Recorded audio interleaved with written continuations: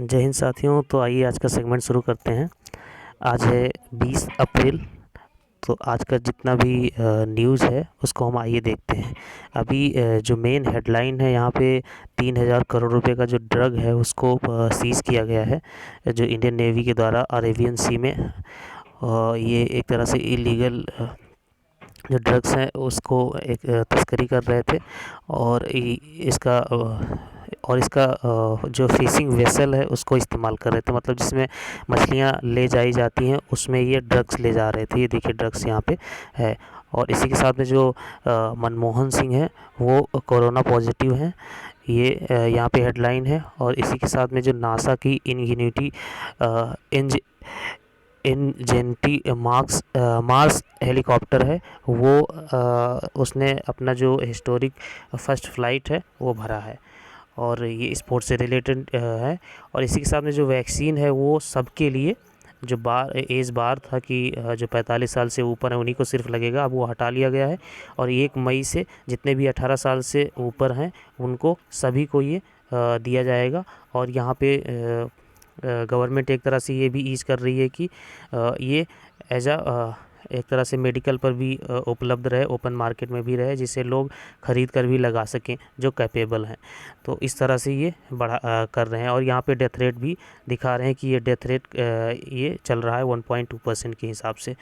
और जो Boris Johnson हैं यूके के प्राइम मिनिस्टर, उनकी जो क्योंकि कोविड-19 का जो ये सेकेंड वेव है इंडिया में बहुत तेज़ी से है, तो इसी की वजह से इंडिया को उन्होंने ट्रैवल के रेड लिस्ट में कर दिया है और अपनी जो ट्रिप थी उसको कैंसिल कर दिया है। और यहाँ पे ये एक वैक्सीनेशन रेट है जो इज़राइल है वो पूरी दुनिया में सबसे तेज़ी से उसने अपनी जो पॉपुलेशन है उसको वैक्सीन दिया है। फिर उसके बाद में यूएस है, फिर भूटान है, जर्मनी है, फ्रांस है, ब्राज़ील है, चाइना है, फिर इंडिया है। और इसके बाद में इंडिया के नीचे नेपाल, श्रीलंका, बांग्लादेश, साउथ अफ्रीका, पाकिस्तान, इस तरह के देश हैं यहाँ पे जो एक तरह से वैक्सीन जिन्होंने अपने अपने नागरिकों को दिया है। और आज से दिल्ली में 6 दिन के लिए लॉकडाउन लग गया है। और ये देखिए ये आनंद विहार जो बस अड्डा है वहाँ की ये तस्वीर है। और ये गाज़ियाबाद का एक क्रिमिनेशन ग्राउंड है। वहाँ पर जो कोविड से रिलेटेड जो एक तरह से व्यक्ति था जिसकी डेथ हो गई थी उसको जलाया जा रहा है। तो वो यहाँ पे 2 पिक्चर दिखाई जा रही है। और एक ये देखिए बहुत ही दर्दनाक, फिर वही से पहले वेव के जैसी ये माइग्रेंट वर्कर हैं जो आनंद विहार के पास में गाज़ियाबाद बस डिपो है वहाँ से प्राइवेट बस पकड़ कर ये लॉकडाउन जो इम्पोज़ किया गया है उसी की वजह से ये देखिए बस के छतों के ऊपर ही भी बैठे हुए हैं। तो यहाँ पे एक और इसी के साथ में आइए अब जो एडिटोरियल सेक्शन है जो हमारा मेन सेक्शन होता है उसको देखते हैं। तो जो एडिटोरियल है आज के बहुत ही अच्छे हैं, हो सकता है थोड़ा 30 मिनट लग जाए, 5 मिनट एक्स्ट्रा, लेकिन मैं जल्दी से जल्दी कवर करूँगा इसको। जो सेविंग लाइफ्स इसके ऊपर है कि जो फर्स्ट वेव था कोरोना वायरस का वो पीक पे पहुंचा था मिड सितंबर 2020 तक, मतलब सितंबर आते आते, क्योंकि मार्च में शुरू होता है, मार्च से सितंबर आते आते वो पीक पकड़ता है और फिर इसके बाद में वो डाउन होता है। इसी तरह जो सेकेंड वेव है अभी इसका प्रेडिक्शन लगाया जा रहा है कि ये मई के पहले जो फर्स्ट वीक है मई का वहाँ तक इसको पीक मिलेगा और फिर उसके बाद में ये पूरा मई ले लेगा, मतलब पीक डाउन होते होते। तो ये यहाँ पे प्रेडिक्शन लगाया जा रहा है। अभी ये जो सेकेंड वेव है ये बहुत ही डेंजरस है पहले वाले से। डेथ रेट है वो 10% पहले वाले से ज़्यादा है। Hospital beds, oxygen, medicine, vaccine और जो यहाँ तक जो जल्दी से जो उनको जला देने की एक तरह से के लिए जो संसाधन है वो भी कम पड़ रहे हैं। और जो प्लाज्मा डोनेशन है, इसी के साथ में जो आरोग्य सेतु जो ऐप था वो भी अभी गवर्नमेंट के द्वारा उतना प्रमोट करते हुए नहीं दिखाया जा रहा है। इसी के अलावा जो आपने बहुत बार सुना होगा हाइड्रोक्सी क्लोरोक्विन, उस दवा का तो नाम निशान ही नहीं अभी इस वाले वेब में नहीं दिख रहा है। और इसी के साथ में एक नई जो रेमडेसिविर इंजेक्शन था वो भी इस समय अभी जो एक तरह से कमी की ओर दिख रहा है कि कमी है। और इसी के साथ में जो अगली जो बता रहे हैं इस पे जो एक तरह से एडिटोरियल होता है वो संपादक महोदय लिखते हैं, तो वो बता रहे हैं कि ये जो स्टेरॉइड्स इसी स्टेरॉइड होता है एक ऐसा जो डेक्सामेथासोन है। डेक्सामेथासोन एक तरह से अल्टरनेटिव है ऑक्सीजन का, क्योंकि ऑक्सीजन की कमी बहुत तेज़ी से हो रही है और मेन कंसर्न सेकेंड वेव में ऑक्सीजन और ये जो रेमडेसिविर दवाई है इन दोनों का ज़्यादा यहाँ पे हो रहा है। इसके अलावा बेड्स और आईसीयू और दुनिया भर की चीज़ों की कमी तो है ही, और गवर्नमेंट ने जो सैंक्शन किया था पिछले 8 महीने में 162 कल भी बहुत सारे जो ऑक्सीजन प्लांट है उसको सैंक्शन किया है गवर्नमेंट ने, लेकिन इससे पहले भी 8 महीना पहले भी गवर्नमेंट ने 162 ऑक्सीजन प्लांट सैंक्शन किया था, लेकिन उसमें से सिर्फ 33 ही अब तक इंस्टॉल हुए हैं। अब देखिए कितनी धीमी से, कितनी मतलब कछुआ की गति से चल रहे हैं और एक तरह से कुछ हो भी नहीं पा रहा है। और कछुआ की गति से भी नहीं कहेंगे क्योंकि वो भी अपनी दूरी तय कर लेता है एक लिमिट तक, लेकिन यहाँ तो एकदम ही बहुत धीरे काम हो रहा है, क्योंकि इतना 162 में सिर्फ 33 इंस्टॉल हुआ है। और पिछली बार भी चाहे वो बिहार में या गोरखपुर में, जब गोरखपुर के हॉस्पिटल में ऑक्सीजन की कमी से बच्चों की जान गई थी। और इसी के अलावा जो बड़ी बड़ी बिल्डिंगें थी उनको कन्वर्ट कर दिया गया है टेम्पररी हॉस्पिटल्स में सेकेंड वेव में। और नीति आयोग ने 2021 की जो रिपोर्ट आई है उसमें ये कहा है कि हम लोगों को जो पब्लिक प्राइवेट दोनों का मिला के चलना चाहिए, और प्राइवेट प्लेयर को भी यहाँ पे इन्वेस्ट करने के लिए जो टियर 2 और टियर 3 सिटीज़ हैं वहाँ की जो लोकेशन है वहाँ पर इन लोगों को इनवाइट करके जो हॉस्पिटल से रिलेटेड इंफ्रास्ट्रक्चर है, इंफ्रास्ट्रक्चर में जो है वो अस्पताल की बिल्डिंग बनाना या और भी चीज़ें मुहैया कराना, वो सारे जो प्राइवेट हैं उनको करने देना चाहिए। और जो टियर 1 सिटी है वो मेट्रो सिटी होती है, मतलब जो एकदम मेट्रो से सटी हुई सिटी है। जो टियर 2 होती है वो मेट्रो से दूर होती है, लेकिन वहाँ पर मेट्रो तो नहीं होती है, लेकिन वही चीज़ें होती हैं, बस दूरी होती है। टियर 3 होती है एकदम रिमोट एरिया होती है, मतलब वहाँ पर और दूरी बढ़ जाती है। तो ये टियर 1, टियर 2, टियर 3 ऐसे समझाया जाता है, ऐसे ये देखा जाता है। फिर इसी के साथ में जो यहाँ पे बता रहे हैं कि हमें इस समय बहुत ज़्यादा एक तरह से क्योर करने की ज़रूरत है, बचाव की ज़रूरत है, कि एक तरह से अपने आप को रिमोट कर लेने की ज़रूरत है, क्योंकि बहुत ही तेज़ी से ये ख़तरनाक हो रहा है। तो इसी के साथ में आइए दूसरा जो एडिटोरियल है वो देखते हैं, इसके डाउन वाला। इसमें जो है ये जो होम सेक्रेटरी हैं प्रीति पटेल, यूके में है इस समय। तो इसमें ये बता रहे हैं कि ये जो नीरव मोदी हैं, इन जो फ्यूजिटिव एक तरह से यहाँ से भगोड़ा थे, पैसे लेके भाग गए थे, तो इनको वापस लाने के लिए एक्स्ट्राडिशन में वहाँ की जो होम सेक्रेटरी हैं इन्होंने कहा है कि इनको वापस हम लोग भेजेंगे। और ये इन्होंने 14,000 करोड़ रुपए का घोटाला किया था पंजाब नेशनल बैंक में। और इसी के साथ में कुछ आरबीआई के नोट्स हैं, जिनमें आरबीआई ने बताया है कि उसके एनुअल रिपोर्ट में जो अगस्त 2020 था उसमें फ्रॉड के केसेस बहुत तेज़ी से बढ़े हैं, जिनकी जो बढ़ने की दर है वो 159% हुई है, और जो टाइम वैल्यू है वो 1.85 लाख करोड़ रुपए हुई है। इसी के साथ में ये धीरे धीरे आते आते मतलब अभी और भी बढ़ ही रहा है, ऐसा यहाँ पे बताया जा रहा है। और इसी के साथ में इनका कहना है कि जो 50 फ्रॉड ऐसे हैं जो क्रेडिट से रिलेटेड चीज़ें हैं, क्योंकि जो लाइन ऑफ क्रेडिट होता है, जो क्रेडिट से रिलेटेड फ्रॉड्स होते हैं वो बहुत ज़्यादा इन बैंकों के द्वारा होता है। जैसे ये जो पीएनबी वाला था, ये नीरव मोदी ने दूसरे बैंक से लेटर ऑफ रिकमेंडेशन लेकर और किसी तीसरे बैंक से पैसे सैंक्शन कराया था। और पिछले आधार पे, क्योंकि इसका ज्वेलरी का बिज़नेस था, तो बैंक था उसको लग रहा था कि हाँ दे देगा, कोई दिक्कत नहीं है, लेकिन अचानक इतना पैसा ले लिया और फिर लेके भाग गया, तो वो भी एक तरह से झटके में आ गए।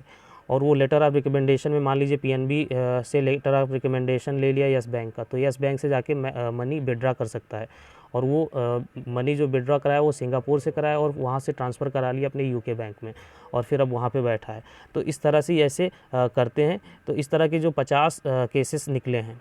और इसी के साथ में जो आरबीआई का ही रिपोर्ट है कि 76% जो टोटल अमाउंट है वो एक तरह से इसी तरह जो क्रेडिट रिलेटेड लोन से है। और बहुत ही सीजेबल फ्रॉड भी हैं, बहुत आरबीआई ने सीज़ किया है, उसमें करीब करीब 100 करोड़ रुपए के हैं जो 63 महीने में किया गया है।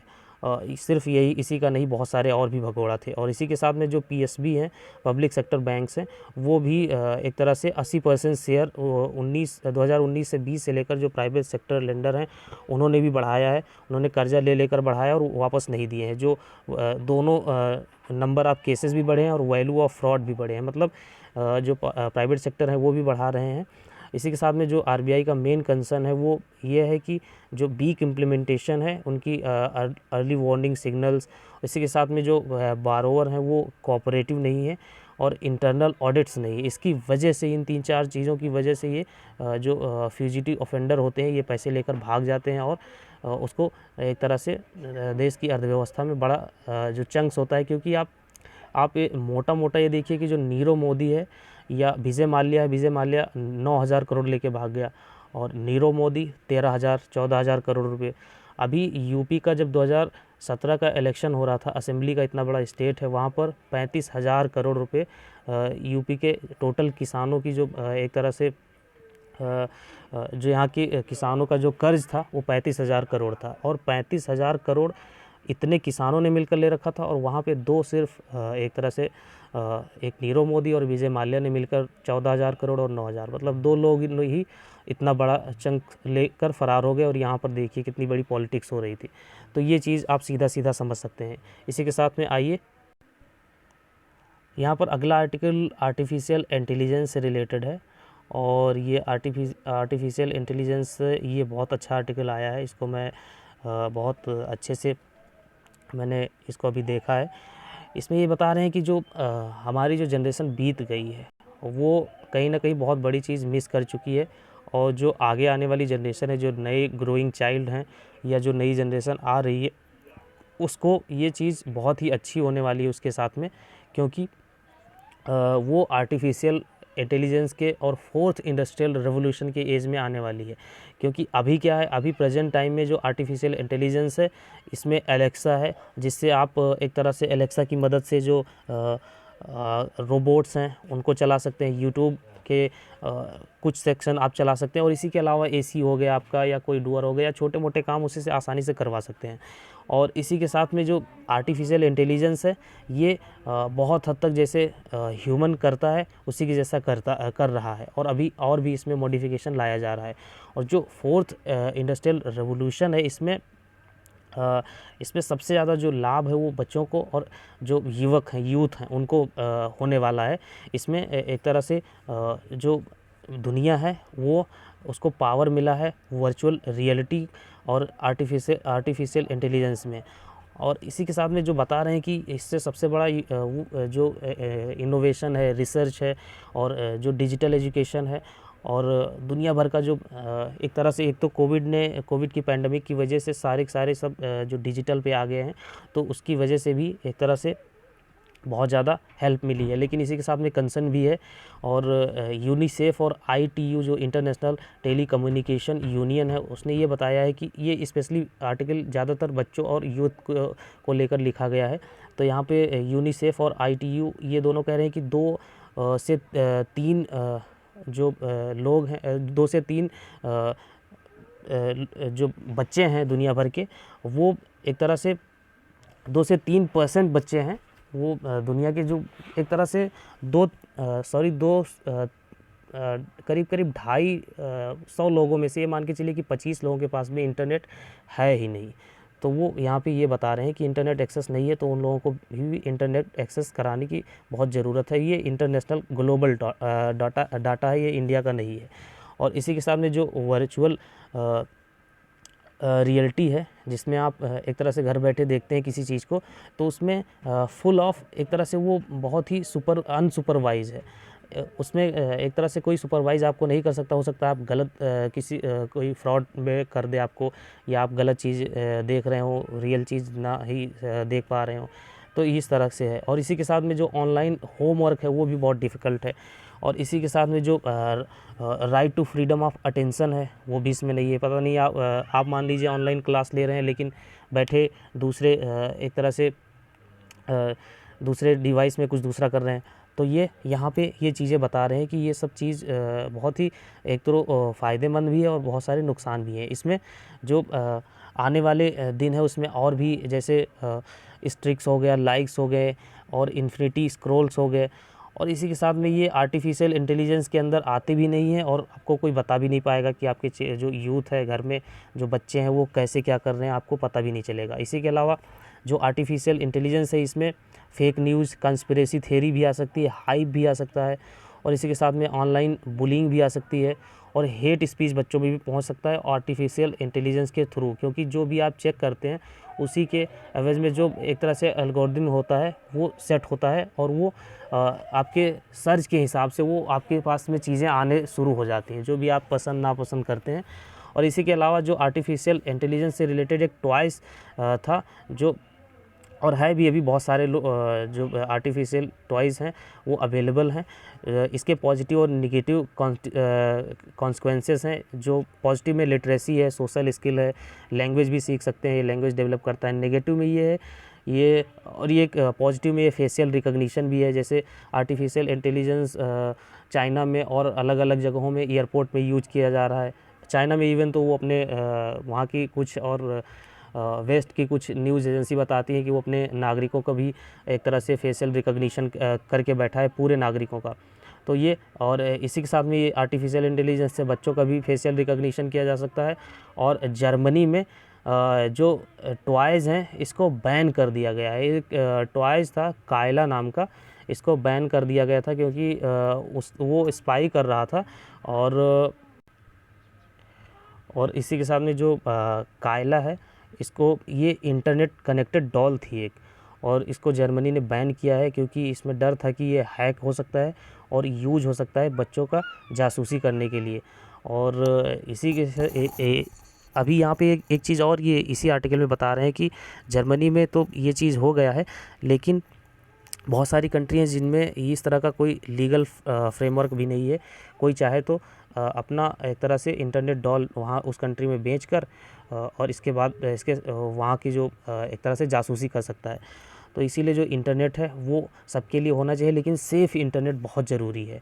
और जो एक तरह से अच्छी चॉइस है, साउंड चॉइस होनी चाहिए, और safe artificial intelligence based apps होना चाहिए। क्योंकि ऐप्स, आप कोई भी ऐप्स इंस्टॉल करते हैं तो एक बार में बहुत सारी नोटिफिकेशन आ जाती है कि ये करिए, ये करिए, ये करिए, कोई पढ़ता नहीं है, एक बार में ही सारा का सारा क्लिक करता चला जाता है, और वहीं से आपके कॉन्टैक्ट में एक्सेस हो जाता है, वहीं पे आपके कैमरा में, आपके वीडियोज़ में, आपके फ़ोटोज़ में, और फिर वो सारे का सारा डाटा, एक ऐप्स आपके फ़ोन का सारा डाटा आप ले जाता है, और फिर आपके पास में दुनिया भर के मैसेज आना शुरू हो जाता है कि ये खरीदिए, वो खरीदिए, ये करिए, वो करिए, और आपके डाटा बेचे भी जाते हैं। तो ये होने लगता है। तो ये यहाँ पे यही बताया जा रहा है कि बहुत ही एक तरह से जो सेफ़ ऐप्स हैं उन्हीं को यूज़ करिए। ये डाटा कलेक्शन का काम कराते हैं, एल्गोरिदम, और मैनिपुलेशन करते हैं। ऑनलाइन कल्चर जो एक तरह से हेट स्पीच, और इसी के साथ में जो सोशल और इमोशनल लर्निंग है, इन चीज़ों में बढ़ावा देना चाहिए, ना कि ये जो प्रीवियस एक तरह से गलत कल्चर है उसको ख़त्म करना चाहिए। और ये जो सोशल इमोशनल लर्निंग है, इससे रिलेटेड कैपेबिलिटीज़ हैं, वो बच्चों में डेवलप होनी चाहिए। और जो इंटरनेट है उसका बहुत ही अच्छे से यूज हो सकता है, क्योंकि इंटरनेट के ज़रिए ही मैं, देखिए, इसको रिकॉर्ड कर रहा हूँ, आप सुन रहे हैं, तो ये बहुत ही अच्छी चीज़ है। लेकिन इसको अच्छा बनाना पड़ेगा, तब जाके अच्छी और अच्छी बनेगी। अभी एक यूएन की कमेटी है, यूनाइटेड नेशन की, वहाँ पे right of child adopt general comment 25 right to digital environment नाम का एक एक्ट है, जिसमें कहा गया है कि जो जितने भी बच्चे हैं उनको एक तरह से इंटरनेट देना चाहिए। जैसे रोटी कपड़ा मकान है, तो उसके बाद में अब चौथा बात आ रहा है कि क्योंकि हम एक तरह से 21st सेंचुरी में जी रहे हैं, और 4th इंडस्ट्रियल रेवोल्यूशन है, एलेक्सा का ज़माना है, आर्टिफिशियल इंटेलिजेंस है, और यहाँ पर अब सबके पास इंटरनेट, और ख़ासकर बच्चों के पास में इंटरनेट तो इस समय पैंडेमिक के युग में बहुत ही ज़रूरी है, क्योंकि वो एक तरह से पूरी तरह से कट गए हैं अपने दोस्तों से, और एक तरह से चार दीवारी के अंदर सिमट के रह गए हैं। गाँव में तो चलो एक बार वो घूम भी लेता है कहीं थोड़ी आसपास जगह, लेकिन शहरों में तो एकदम वो रिमोट हो गया है, एकदम एक जगह पे, और वहाँ पे घर भी नहीं बड़े होते हैं, तो इसलिए बहुत ज़्यादा दिक्कत आ गई है। तो उसको ऑनलाइन के ज़रिए उसका एंटरटेनमेंट और पढ़ाई दोनों और उसका जो होलिस्टिक डेवलपमेंट वो कराया जा सकता है। और अभी जो गवर्नमेंट ऑफ इंडिया है वो उसको भी एक लेजिस्लेचर लाना चाहिए, इस तरह का कोई कानून लेके आना चाहिए। और जो इसी के साथ में हमारे पास में एक पहले से एक्ट है, नेशनल पॉलिसी फॉर चिल्ड्रेन 2013 का एक्ट, इसको और भी सस्टेन करके इसमें जो राइट टू इंटरनेट है इसको बढ़ावा देना चाहिए। और इसी के साथ में ये आर्टिकल ख़त्म होता है। अगला आर्टिकल है ऑर्डिनेंस से रिलेटेड। यहाँ पर बहुत ही अच्छा ऑर्डिनेंस से रिलेटेड आर्टिकल है। इसमें ये बताया गया है कि अभी हाल ही में जो सेंट्रल गवर्नमेंट है इसने air quality management NCT and adjoining areas ordinance 2020 लेकर आई है। मतलब पिछले साल का था लेकिन दोबारा लेके आई है इसको। और ऑर्डिनेंस वो होता है कि जब पार्लियामेंट सेशन में नहीं रहती है तो कोई भी स्टेट या सेंट्रल गवर्नमेंट इसको ला सकती है। और ऑर्डिनेंस के ज़रिए ये होता है कि वो पास हो जाता है, ज़्यादा उसमें एक तरह से लोकसभा और राज्यसभा और जाना नहीं पड़ता उसको पास कराने के लिए। तो इसी में ये बहुत ही इसमें इसकी यही ऑर्डिनेंस का यही डेफिनेशन है कि अर्जेंसी में इसको पास कराना, मतलब अगर आप कोई बहुत अर्जेंट है तो आप इसको पास करा सकते हैं। इसको स्टेट भी पास करा सकता है, सेंट्रल गवर्नमेंट मतलब लॉ बना सकती है जब पार्लियामेंट और लेजिस्लेचर, क्योंकि पार्लियामेंट सेंटर में होता है और लेजिस्लेचर जो होता है वो असेंबली में होता है।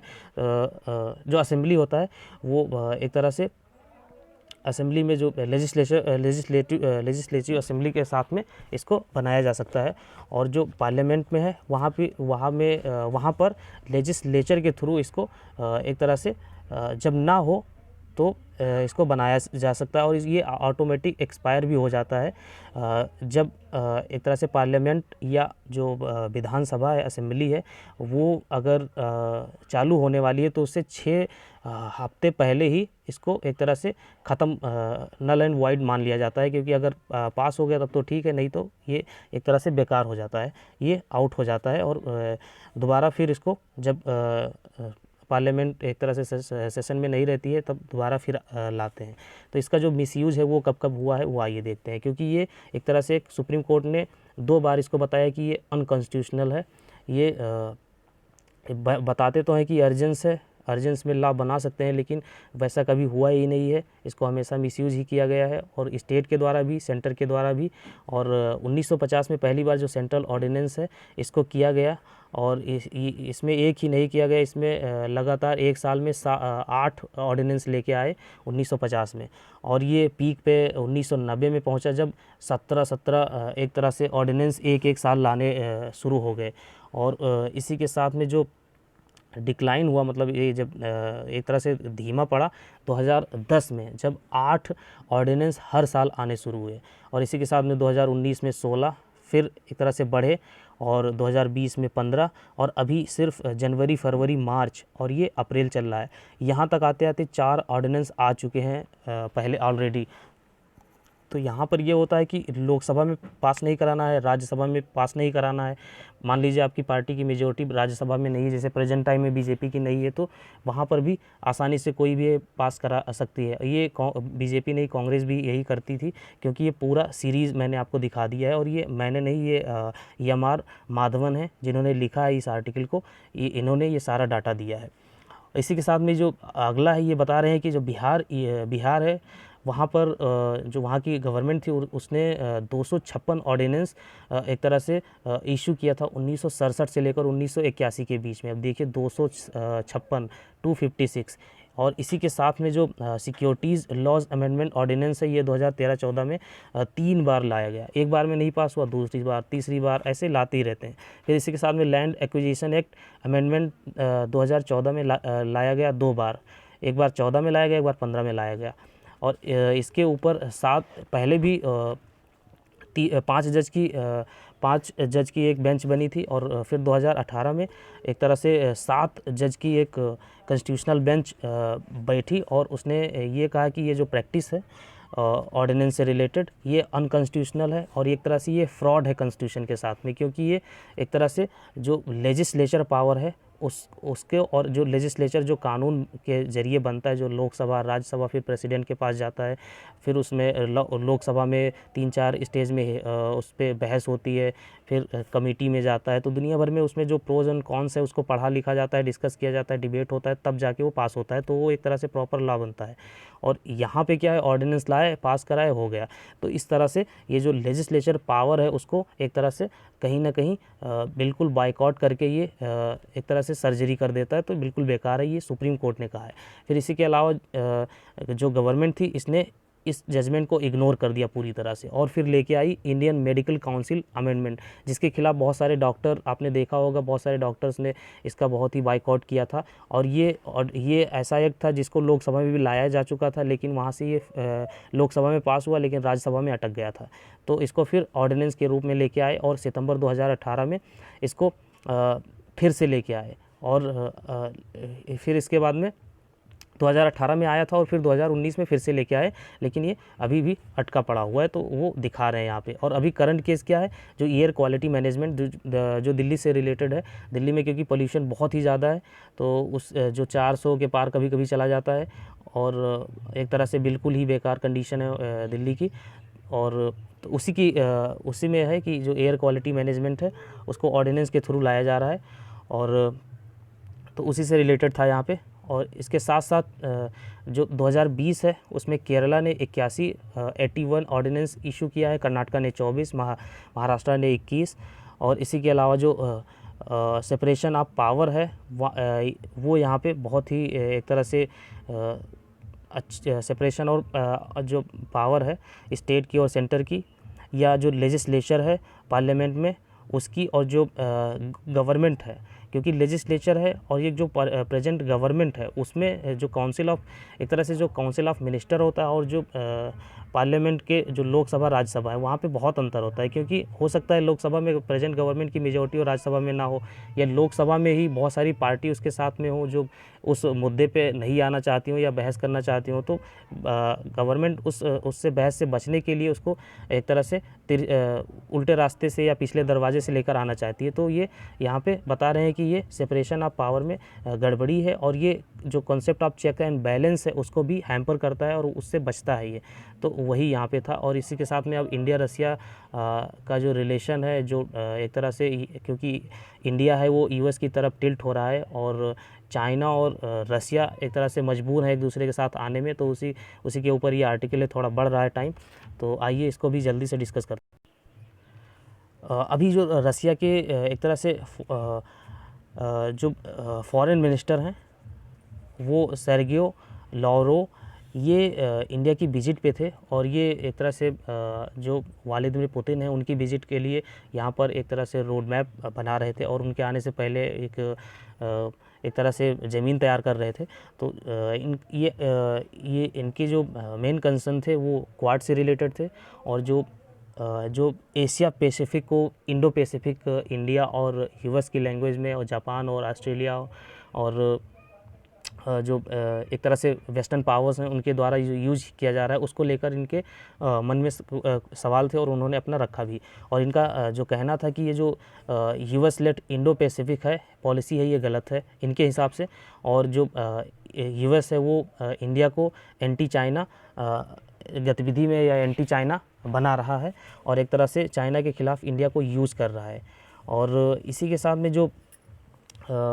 इसी के साथ इनका कहना था कि जो यूएस है वो इंडिया और रसिया का जो पार्टनरशिप है उसको अंडरमाइन कर रहा है, और अपने वेपन्स भेजने के लिए इंडिया को अपनी तरफ एक तरह से मिसयूज़ कर रहा है, ऐसा इनका कहना था। फिर इसी के साथ में जो इनका और कहना था कि इंडिया और रसिया का जो फ्रेंडशिप है वो टाइम टेस्टेड है, हम लोग टाइम पे ज़रूर साथ देते हैं, और हमारी एनर्जी प्रोजेक्ट में बहुत सारे कोऑपरेशन है, डिफेंस में, और इसी के साथ में स्पेस में, न्यूक्लियर में, हर चीज़ में हम लोगों ने बढ़ चढ़ के अपना कोऑपरेशन दिखाया है।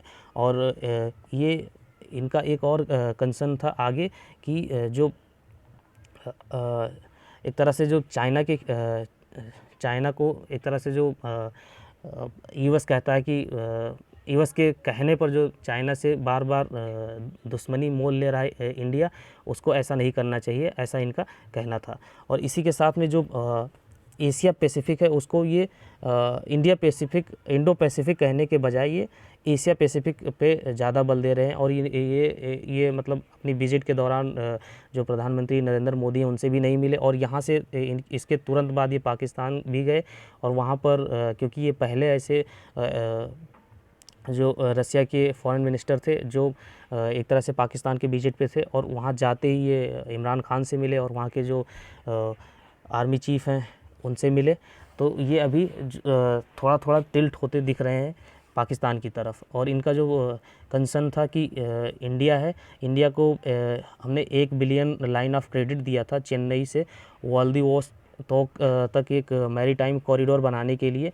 जब मोदी और पुतिन 2019 में मिले थे तो एक तरह से ये हमारा सॉफ्ट अप्रोच था, क्योंकि चाइना को हम भी चाहते हैं कि टैकल करें, लेकिन हम अपने तरीके से करते हैं, और यूएस मिसयूज़ करता है इंडिया का और हम नहीं करते हैं, ऐसा इनका कहना था। फिर ये बता रहे हैं कि रसिया वो यूरेशिया जो यूरोप है और एशिया है उसमें इंडिया का बहुत बड़ा सहयोगी है, और इंडिया का हमेशा साथ देगा। लेकिन इनका कहना है कि इंडिया का जो वर्ड्स है इस समय मैच नहीं कर रहा है उसके एक्शन से। और इसी के साथ में जो रसिया चाइना है वो इस समय क्लोज हैं पॉलिटिकली और इकोनॉमिकली, और जो डिफेंस कोऑपरेशन है वो भी बहुत तेज़ी से बढ़ रहा है इन दोनों का। और जो रसिया है वो रसिया इस समय एक्चुअल में 77% चाइना का जो एक तरह से चाइना को आर्म्स है वो एक तरह से भेज रहा है। और जो इंडिया है वो इंडिया और जो रसिया है इसके भी टेक्नोलॉजिकल और इंटेलिजेंस शेयरिंग है। और इसी के साथ साथ अपने जो रसिया चाइना है वो क्लोज रिलेशन है, लेकिन ये चाहे वो पॉलिटिकल लेवल पे हो या डिफेंस के लेवल पे हो। लेकिन एक टिप्पणी की है कि हम लोग कोई मिलिट्री अलायंस नहीं होंगे। अगर मान लीजिए कल को थर्ड वर्ल्ड वॉर होने लगे तो ये नहीं होगा कि रसिया चाइना साथ में आ जाएंगे, कहीं कोई पैक्ट नहीं बना हुआ है, हम लोग ऐसा भी नहीं है। लेकिन हम लोग साथ में इसलिए हैं क्योंकि यूएस से टैकल करना है। तो ये ऐसा इनका कहना था। फिर इसी के साथ में जो रसिया है वो सेकेंड लार्जेस्ट डिफेंस सप्लायर है, वो एक तरह से पाकिस्तान को। और इसी के साथ साथ जो अलग अलग और भी सर्वे में जो एक तरह से जो कटिंग एज मिलिट्री टेक्नोलॉजी है वो भी इंडिया को देता है। सेम टाइम अभी पाकिस्तान को सेकेंड एक तरह से लार्जेस्ट डिफेंस प्रोवाइड कर रहा है, जिसमें 7% जो पाकिस्तान का टोटल डिफेंस है उसमें 7% है जो 2016 से 2020 तक उसने इंपोर्ट किया है। हम लोग सबसे ज़्यादा सेकेंड लार्जेस्ट इंपोर्टर हैं डिफेंस के, फ्रांस है सेकेंड। और जिसमें फिर भी लेकिन हम जो रसियन से हैं वो 49% जो 2016 से लेकर 2020 तक करीब करीब 50% हर तरह की जो डिफेंस है वो रसिया से ख़रीदे हैं। ये सिप्री की जो इंटरनेशनल पीस रिसर्च इंस्टीट्यूशन है और उसकी रिपोर्ट है कि जो इंडिया है वो 50% अपने डिफेंस इक्विपमेंट रसिया से ख़रीद रहा है। और इसी के अलावा जो फ्रांस से हम सेकेंड नंबर पे बायर हैं, लेकिन सिर्फ 18% ही ये शेयर है। और इसी के अलावा जो काटसा है ये भी countering America's adversary through sanction act है। ये एक यूएस का एक्ट है जिसमें यूएस अगर उसके कोई एडवर्सरी से कोई सामान या डिफेंस इक्विपमेंट ख़रीदता है तो उस पर जो ख़रीदने वाला देश है उस पर ये सैंक्शन लगा देता है। जैसे अभी टर्की पे लगाया था, क्योंकि टर्की ने S-400 ख़रीदा था रसिया से, और S-400 है ये 50,000 करोड़ का एक एक तरह से ये अगर कोई मिसाइल आती है तो उसको हवा में ही ख़त्म कर देता है और उसको ज़मीन पे गिरने ही नहीं देता है। इंडिया को भी ये, क्योंकि चाइना ने पहले से ही यही सेम जो इक्विपमेंट है ये ख़रीद रखा है, तो इंडिया को बहुत ही एक तरह से ज़रूरी है, क्योंकि एक तरह से डिटेंट क्रिएट करने के लिए, क्योंकि सामने वाले के पास अगर बंदूक है और आपके पास नहीं है तो उसके पास है तो आपके पास मजबूरी में रखना पड़ेगा, नहीं तो उसको डर नहीं लगेगा कि हाँ मैं मार दूंगा, ये कुछ नहीं कर पाएंगे। तो इसलिए उसको भी डर रहे कि ये भी मार सकते हैं, तो वो हो सकता है ना चलाए। तो इस सेंस में S-400 इंडिया भी डील कर रहा है, तो इसके इंडिया के ऊपर भी डर है कि कहीं काटसा ना लग जाए। तो इसी के साथ में ये इतना था। और इसी के साथ में जो हम लोग नॉर्थ साउथ ट्रांसपोर्ट कॉरिडोर है ये ईरान से लेकर रशिया तक जाता है, वो, और ये एक तरह से जो बेल्ट एंड रोड इनिशिएटिव है चाइना का, उसके जैसा ही है ये। तो उसमें भी रसिया सहयोग कर रहा है। तो यहाँ पे ये इतना बड़ा यही सारी चीज़ें इस आर्टिकल में था। ये अगला आर्टिकल है बर्डन ऑफ केयर। इसमें ये है कि जो अभी क्या है कि कहीं कहीं ऐसे हॉस्पिटल हैं जहाँ पे सिर्फ बेड ही हैं, क्योंकि इस समय हम देख रहे हैं कि बहुत तेज़ी से कोविड बढ़ रहा है, 2.5 लाख 3 लाख के करीब करीब रोज़ केसेस आ रहे हैं। तो इसकी वजह से जो CHC हैं, कम्युनिटी हेल्थ सेंटर हैं, वो कहीं ना कहीं कम पड़ रहे हैं। तो उनकी वजह से कहीं ना कहीं दिक्कत आ जाए तो वो कैसे वो इस जो मैथ्यू जॉर्ज हैं, इन्होंने इस आर्टिकल में बताया है कि हम लोग क्या क्या करना चाहिए रूरल एरिया में, अर्बन एरिया में। थोड़ा बड़ा हो रहा है आर्टिकल, लेकिन मैं जल्दी से कवर करने की कोशिश करता हूँ। जो कम्युनिटी हेल्थ के सेंटर है, ये इनका कहना है कि जो CHC है, ये रूरल पॉपुलेशन में जहाँ पे एक तरह से 8 लाख से लेकर जो एक तरह से 80,000 से लेकर 1 लाख तक जो पॉपुलेशन है उसको कवर कर सकते हैं।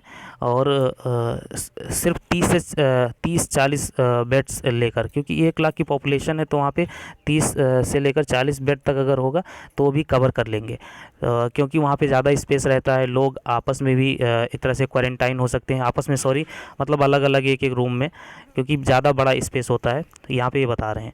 और जो 5,000 CHC हैं वो रूरल इंडिया में हैं, और इसमें कह रहे हैं कि ये सिर्फ एक तरह से कुछ ही 10-10 बेड अगर इसमें 5,000 में इंक्लूड कर दें, 10 से 15 बेड एक CHC में, तो ये करीब करीब जो इनकी कैपेसिटी है वो 50,000 से लेकर 75,000 तक बढ़ जाएगी। मतलब सिर्फ 10 से 15 बेड एक CHC सेंटर में बढ़ाने से 50,000 से लेकर 75,000 जो बेड हैं वो बढ़ जाएंगे। और ये करने की ज़रूरत है बिहार, उत्तर प्रदेश और छत्तीसगढ़ में, क्योंकि यहाँ पे जो हेल्थ इंफ्रास्ट्रक्चर है बहुत ही कमज़ोर है और इसमें इसको बढ़ाने की बहुत ज़्यादा ज़रूरत है। इसी के साथ में जो 4 से लेकर जो 6 CHC हैं, ये एक डिस्ट्रिक्ट में एक तरह से होने चाहिए, और ये कहीं ना कहीं कम है, तो इसको बढ़ाने की भी बात हो रही है। जो अर्बन एरिया है वहाँ पर भी ये कह रहे हैं कि जो पेरिफेरी स्टेट है या इसके जो पेरिफेरी मतलब जो आसपास के हैं उसको डेवलप करना चाहिए। मतलब पेरिफेरी वो होता है कि जो मेन सिटी है उसके बाईपास या उसके साइड वाले एरिया में, तो वहाँ के जो सेकेंडरी लेवल हैं वहाँ पे गवर्नमेंट सेक्टर में जो जितने भी बेड हैं उसमें 100 से 150 बेड की जो फैसिलिटी है वो कर देनी चाहिए, जो 3 से लेकर 3.5 लाख की जो पॉपुलेशन उसको ये कवर कर सकता है। और 500 लेकर जो 1000 बेड की जो प्लेग्राउंड में या पार्किंग एरिया में जो बन रहे हैं, आप देखते होंगे न्यूज़पेपर में कि 1000 बेड का यहाँ पे ये बना, तो उसमें क्या होता है कि आदमी को सफोकेशन होता है।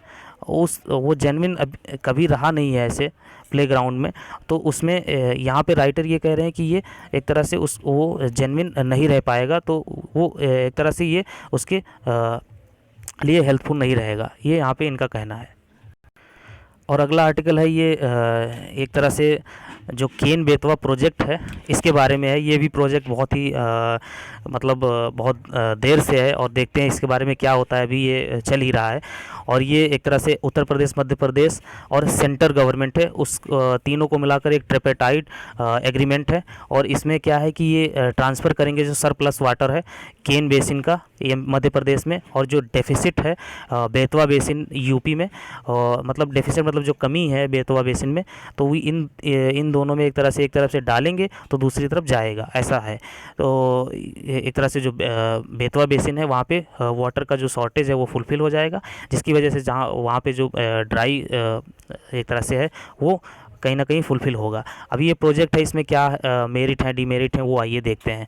तो ये जो प्रोजेक्ट है इसमें ये प्रोजेक्ट है नेशनल रिवर लिंकिंग प्रोजेक्ट है, और इसका पर्पज़ है वो कनेक्ट करना है 14 हिमालयन 16 पेनिनसुला। 14 हिमालयन जो 12 साल के 12 महीने ये हिमालयन रिवर हैं, और ये साल के 12 महीने तक बहती रहती हैं।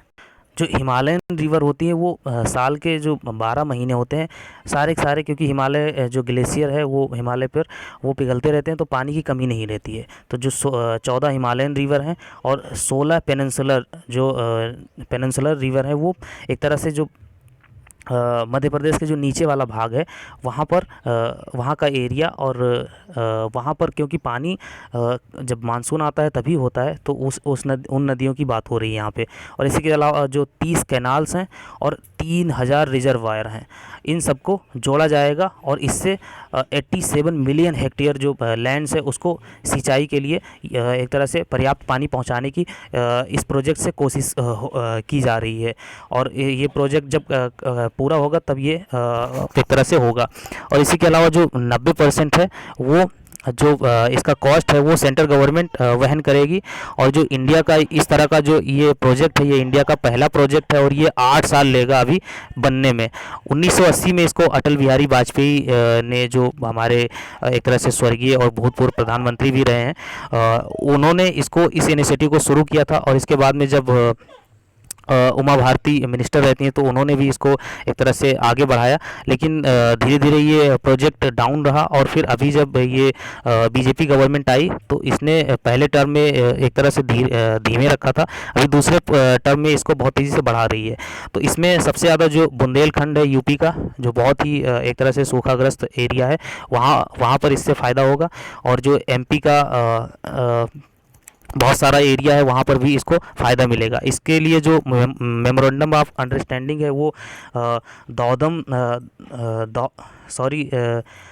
दौधन डैम है करके उसको बनाया जा रहा है। उसके लिए जो एमओयू है वो साइन किया जा चुका है। और ये इससे जो इरिगेटेड इस डैम से जो इरिगेटेड एक तरह से सिंचाई होगी, इरिगेशन होगा, वो 6 लाख हेक्टेयर एक तरह से होगा सिर्फ डैम से। और इससे जो 4 डिस्ट्रिक्ट हैं एमपी के उसको फ़ायदा होगा।